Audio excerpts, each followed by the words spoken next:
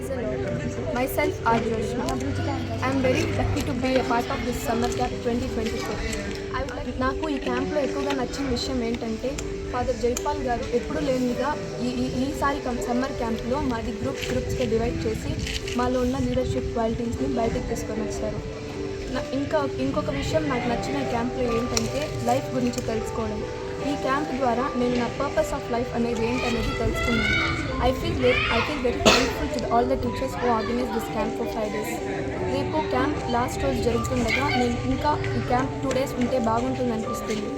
మా కోసం వాళ్ళ టైంని స్పెండ్ చేసిన బ్రదర్స్కి, టీచర్స్కి, ప్రతి ఒక్కరికి నాకు హృదయపూర్వక కృతజ్ఞతలు.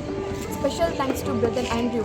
He was with us in every situation and every time. I feel very thankful to brother Rohit for teaching us the life lessons. Thank you. నా పేరు భవ్యకీర్తి. నేను సమ్మర్ క్యాంప్ని అటెండ్ చేశాను. ఈ సమ్మర్ క్యాంప్లో నేను ఎన్నో కొత్త విషయాలు నేర్చుకున్నాను. బైబిల్ స్టోరీస్ నేర్చుకున్నాను, ఈ గేమ్స్ నేర్చుకున్నాను, యాక్షన్ సాంగ్స్ నేర్చుకున్నాను. ఇంకా ఇవన్నీ మాకు నేర్పించిన బ్రదర్స్కి, టీచర్స్కి, ఫాదర్స్కి అందరికీ నా హృదయపూర్వక ధన్యవాదాలు. ఇంకా మాకు స్నాక్స్ని స్పాన్సర్ చేసిన ప్రతి ఒక్క దాతలకి నా హృదయపూర్వక వందనాలు. నాకు ఈ క్యాంప్లో నచ్చిన విషయం ఏమంటే 3 గంటలకి కరుణ జపమాల చేస్తారు.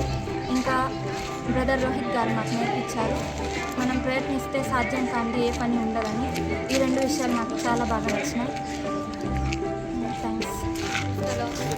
2024 summer camp in Palamaner conduct చేసిన మా విచారణ గురువు జైపాల్ ఫాదర్ గారికి హృదయపూర్వక వందనములు.